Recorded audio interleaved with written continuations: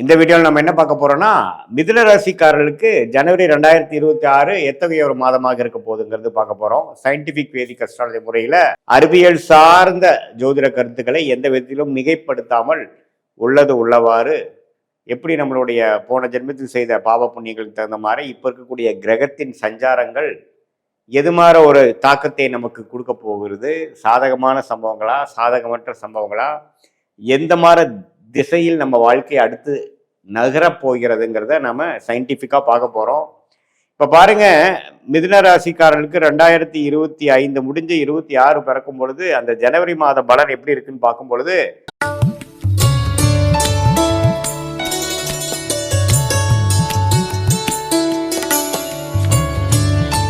மாதத்தின் ஸ்டார்டிங்லேயே பாருங்க, ஆண்டின் ஸ்டார்டிங்லேயே சனி 10ஆம் இடத்துல தொழில் ஸ்தானத்திலே இருந்து வேலை தொழிலில் அதிக உத்வேகம், அதிக முயற்சி, அதிக மாற்றங்கள், அதிக புரட்சி எல்லாத்தையும் கொடுத்து கொண்டிருக்கிறார்.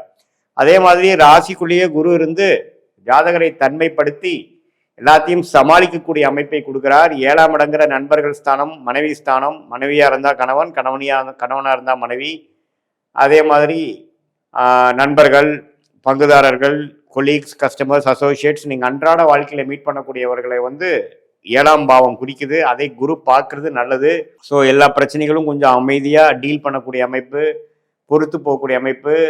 5ஆம் பார்வையாக 5ஆம் வீடுங்கிற குழந்தை பாவத்தை பார்த்து குழந்தைகள் கொஞ்சம் பார்த்துக்கக்கூடிய அமைப்பு, குழந்தைங்களால சில அனுகூலம் பெறக்கூடிய அமைப்பு. 9ஆம் இடம் பாக்கியஸ்தானத்தை பார்க்கறனாலையும் பாக்கியங்கள் சில அப்பா மூலமாக, பூர்வீகம் மூலமாக சில வரவேண்டிய விஷயங்கள் நல்லபடி நடக்கக்கூடிய அமைப்புகள் எல்லாமே குரு ராசிக்குள்ளிருந்து கொடுக்குறார். அதே மாதிரி ராகு 9ஆம் இடத்திலும் கேது 3ஆம் இடத்திலும் இருப்பது தவறில்லை.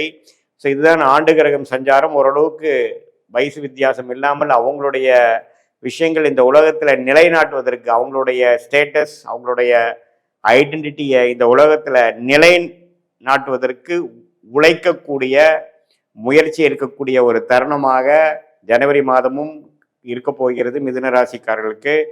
இதில் மாத கிரகமாகிய புதன் 7ஆம் இடத்திலேயே குருவின் பார்வையில் ஃபர்ஸ்ட் ஆஃப் ஜனவரி 15 வரைக்கும், தை மாதம் பிறக்கிற வரைக்கும் இருக்கிறார். புதன், சூரியன், செவ்வாய், சுக்கிரன் எல்லாமே 7ஆம் இடத்துல இருந்து ராசியை பார்த்து குருவின் பார்வை பெறுவது என்னன்னா, குடும்பத்தில் அந்த விட்டு கொடுத்து போகக்கூடிய அமைப்புகள், கணவனாக இருந்தால் மனைவி, மனைவியாக இருந்தால் கணவன், கொஞ்சம் விட்டு கொடுக்க போகிற அமைப்புகள் தேவைப்படும்.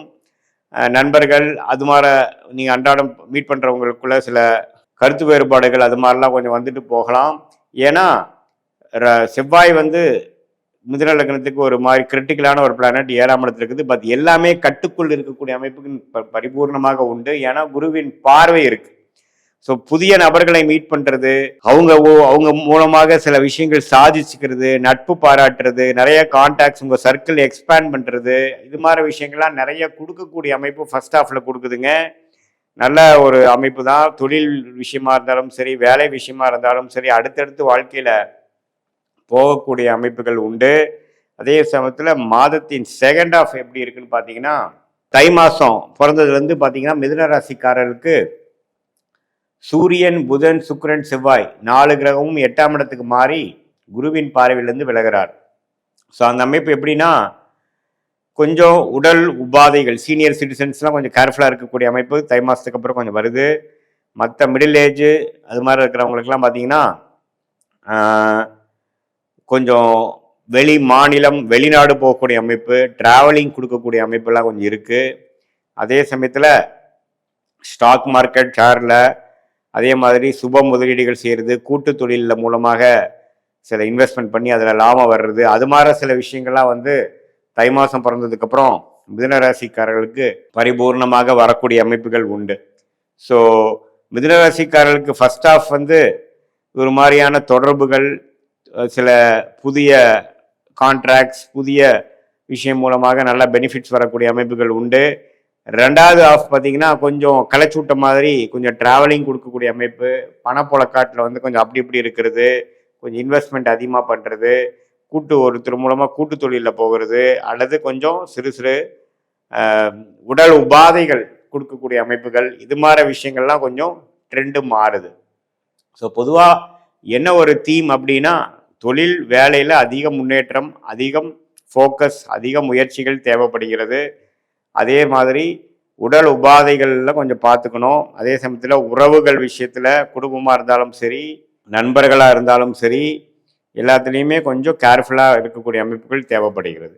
ஸோ இதுதான் பார்த்தீங்கன்னா மிதுன ராசிக்கு வந்து ஓவராலாக மாதத்தின் முதல் ஆண்டின் முதல் மாதம் வந்து ஓரளவுக்கு வந்து ஜனவரி மாதம் 2 பிரிவாக நம்ம பிரிக்கலாம். இது வந்து பொதுவான பலனே தவிர உங்களுடைய ஜென்ம ஜாதகத்தில் நீங்கள் எப்படி இப்போ எந்த நேரத்தில் எந்த தேதியில் பிறந்தீங்க வச்சு உங்கள் ஜாதகத்தை பொறுத்து நீங்கள் எந்த லக்னத்தில் பிறந்தீங்க, அந்த லக்னாதிபதி எப்படி இருக்கிறார், அந்த தசாபுக்திகள் போய்கொண்டிருக்கிறது வந்து யோகமாக இருக்குதா அல்லது பிரச்சனைக்குரிய அமைப்பாக இருக்கா, எந்த தசை நடக்கிறது நல்லது, இப்போ என்னுடைய தசநாதனும் புக்திநாதனும் கோச்சாரத்தில் எது மாதிரி அமைப்பில் இருக்கிறாருங்கிறதெல்லாம் நம்ம ஒருங்கிணைத்து வச்சு பார்க்கும் பொழுது சயின்டிஃபிக் வேதிக் அஸ்ட்ராலஜி முறையில் இன்னுமே துல்லியமான பலன்கள் நாம் எடுத்து உங்களோட அடுத்த வரக்கூடிய காலகட்டங்கள் எப்படி இருக்குது, எது மாதிரி முடிவுகள் நீங்கள் எடுக்கலாம்,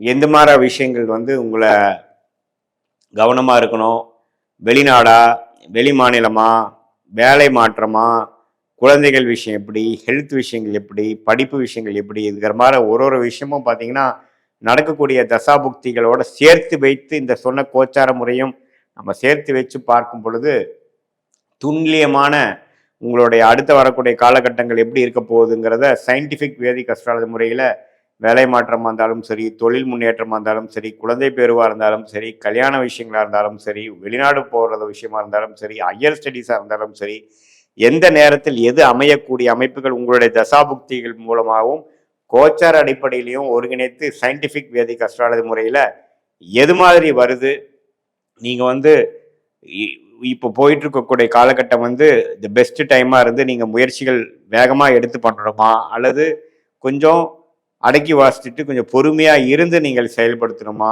எந்த நேரத்தில் எது செய்தால் எந்த மாதிரி வரும், உங்களுடைய ஜாதகத்தில் பிராப்தங்கள் எப்படி இருக்குது, எது மாதிரி துறை வந்து உங்களுக்கு லக்கியாக இருக்குது, லாபத்தை கொடுக்கக்கூடிய அமைப்பாக இருக்குது, எது மாதிரி லைனில் போனால் நமக்கு வெற்றி பெற முடியாது, அது உங்களுடைய பாஸ்ட் லைஃப்லேயே நம்ம பேசுகிறப்போ உங்களுக்கு தெரியும். இது எல்லாமே வந்து நம்ம சயின்டிஃபிக் வேதிக் அஸ்ட்ராலஜி முறையில் ஜாதகம் போட்டு இந்த சொன்ன இந்த சனிப்பயிற்சி, குரு பயிற்சி, ராகு பயிற்சி எல்லாம் சேர்த்து வைத்து நம்ம பார்க்கும் பொழுது நீங்கள் உங்களுடைய பிராப்தம் என்ன, உங்களுடைய ஜாதகம் என்ன சொல்லுதுங்கிறத கிளியராக நம்ம அண்டர்ஸ்டாண்ட் பண்ணி அதுக்கு தகுந்த முடிவுகளை எடுத்து அந்தந்த நேரத்தில் நீங்கள் செயல்படுத்துவீனால் வாழ்க்கையில் எளிதில் வெற்றி பெற முடியும் என்று சொல்ல விரும்புகிறேன். மீண்டும் மற்றொரு காணொலியில் சந்திப்போம். நன்றி, வணக்கம். உங்களுக்கு தெரியும் இது எல்லாமே வந்து நம்ம சயின்டிஃபிக் வேதிக் அஸ்ட்ராலஜி முறையில் ஜாதகம் போட்டு இந்த சொன்ன இந்த சனிப்பயிற்சி, குரு பயிற்சி, ராகு பயிற்சி எல்லாம் சேர்த்து வைத்து நம்ம பார்க்கும் பொழுது நீங்கள் உங்களுடைய பிராப்தம் என்ன, உங்களுடைய ஜாதகம் என்ன சொல்லுதுங்கிறத கிளியராக நம்ம அண்டர்ஸ்டாண்ட் பண்ணி அதுக்கு தகுந்த முடிவுகளை எடுத்து அந்தந்த நேரத்தில் நீங்கள் செயல்படுத்துவீனால் வாழ்க்கையில் எளிதில் வெற்றி பெற முடியும் என்று சொல்ல விரும்புகிறேன். மீண்டும் மற்றொரு காணொலியில் சந்திப்போம். நன்றி, வணக்கம்.